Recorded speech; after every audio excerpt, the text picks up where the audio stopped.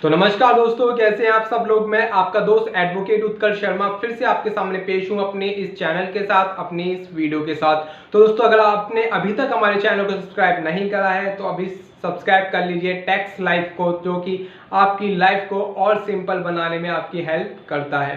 तो आज हम बात करने वाले हैं इंट्राडे ट्रेडिंग के बारे में। वहाँ पे हमें इंट्राडे ट्रेडिंग आखिर क्या होती है, उसमें हमें गेन कैसे होता है, उसको उपयोग टैक्सेशन किस तरीके से फॉलो करते हैं। तो आइए चलते हैं वीडियो की तरफ। तो दोस्तों, सिंपली अब हम बात कर लेते हैं इंट्राडे ट्रेडिंग आखिर होती क्या है। तो इंट्राडे ट्रेडिंग दोस्तों, इंट्राडे ट्रेडिंग मतलब कि जिस दिन हमने शेयर खरीदा उसी दिन हमने सेल आउट कर दिया, इसका मतलब होता है इंट्राडे ट्रेडिंग। मतलब कि अब मैं आपको एग्जांपल के थ्रू समझा देता हूँ। 9 बजे हम सुबह उठे, उसके बाद 10 बजे के बाद जब मार्केट खुला हमने एक शेयर जो था रिलायंस का उसको परचेज कर लिया। उसके बाद जब 3 बजे से पहले हमने उसको सेल आउट कर दिया तो उसको हम इंट्राडे ट्रेडिंग कहते हैं। तो दोस्तों, ये होती है इंट्राडे ट्रेडिंग कि एक दिन में परचेज करके एक दिन में हमने उसको सेल आउट कर दिया। तो दोस्तों, इस तरीके से इसको हम इंट्राडे ट्रेडिंग कहते हैं। अब बात करते हैं इसके ऊपर टैक्सेशन के प्रावधान। इनकम टैक्स एक्ट क्या कहता है, अपने सेक्शनों को किस तरीके से लागू करता है और किस तरीके से उन्हें इसके ऊपर टैक्सेशन के रूल्स अप्लाई करने को कहा है। तो दोस्तों, सिंपली एक बात बता देता हूं मैं आपको। जो ये इनकम होती है इंट्राडे ट्रेडिंग से हमें जो इनकम होती है, आपको क्या लगता है किसके कौन से हेड में टैक्सेशन इसका होता होगा? इनकम कैपिटल गेन के अंदर, या फिर आपको लगता है बिजनेस प्रोफेशन के अंदर? तो दोस्तों, according to income tax act उसने कहा है कि जो ये इनकम है इसको आपको बिजनेस एंड प्रोफेशन के हेड के अंदर शो करना होता है, मेंशन करना होता है। तो सिंपली आपको ये जो इनकम है वो इनकम बिजनेस एंड प्रोफेशन के इनकम के जो हेड है उसके अंदर आपको शो करना होता है। और वहीं पे दोस्तों, इसके लिए जो आईटीआर फॉर्म जो भरा जाता है, जैसा कि आप जानते होंगे इनकम टैक्स के अंदर पूरे 7 फॉर्म बताए गए हैं, जो कि हर जो हमारे पर्सन टू पर्सन वेरी करते हैं कि किसके ऊपर कौन सा फॉर्म लागू होता है। तो वहीं पे दोस्तों, अगर आपकी कोई स्पेकुलेटेड इनकम है, जिसको हम सट्टे की इनकम कहते हैं, जो कि शेयर मार्केट को जो इनकम होती है उसको एक तरीके की सट्टे की इनकम कहा जाता है, स्पेकुलेटेड इनकम कहा जाता है। तो वो जो उसके लिए जो आईटीआर फॉर्म भरा जाएगा वो होगा आईटीआर 3 फॉर्म। आईटीआर 3 फॉर्म के अंदर आपको बिजनेस एंड प्रोफेशन के अंदर ये इनकम जो है वो शो करनी पड़ती है।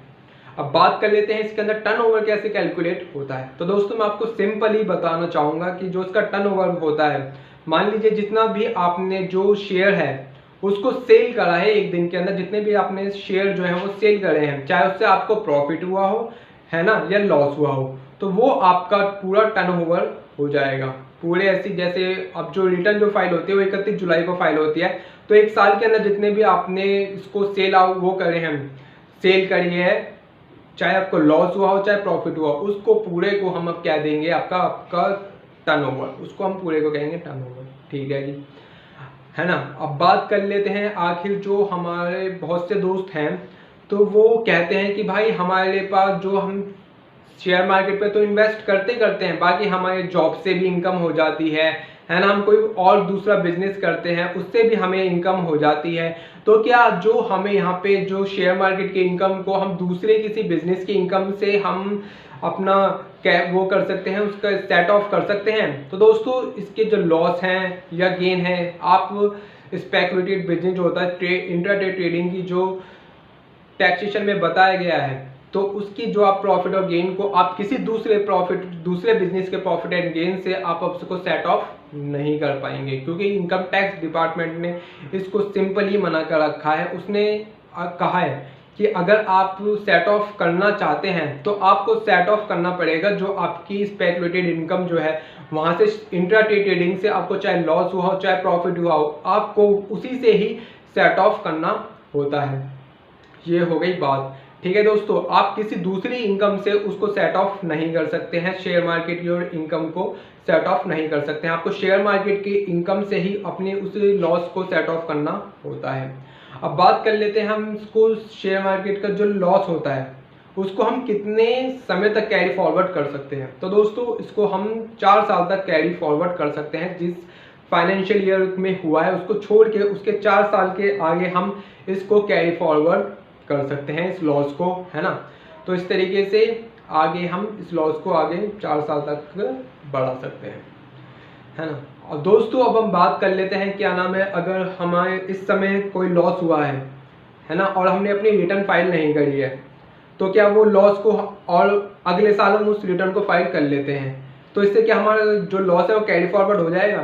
तो दोस्तों ऐसा नहीं होता है। जो भी हमारे शेयर मार्केट में जो काम करते हैं उनको हर साल 31 जुलाई से पहले पहले अपनी ITR को फाइल करवाना ज़रूरी होता है, नहीं तो जो उनका जो लॉस है वो कैरी फॉरवर्ड नहीं हो पाता है और उनको फिर अपनी प्रॉब्लमों का सामना करना पड़ जाता है।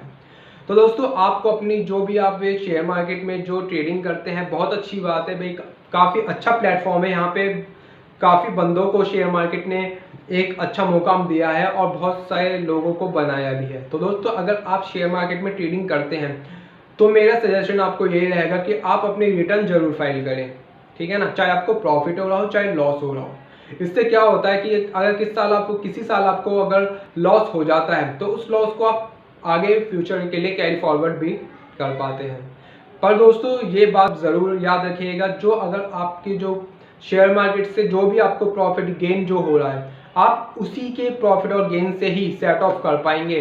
बाकी आपको दूसरे किसी बिजनेस से इनकम हो रही है ना, तो उस बिजनेस की इनकम से आप अपने शेयर मार्केट की जो इनकम है या लॉस है उसको सेट ऑफ नहीं कर पाएंगे। तो ये बात ज़रूर याद रखिएगा, क्योंकि हमारे पास बहुत से इस तरीके की क्वेरी आती रहती हैं, क्वेश्चन आते रहते हैं।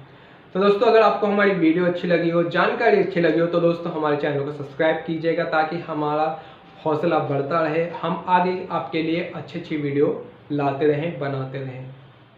Thank you.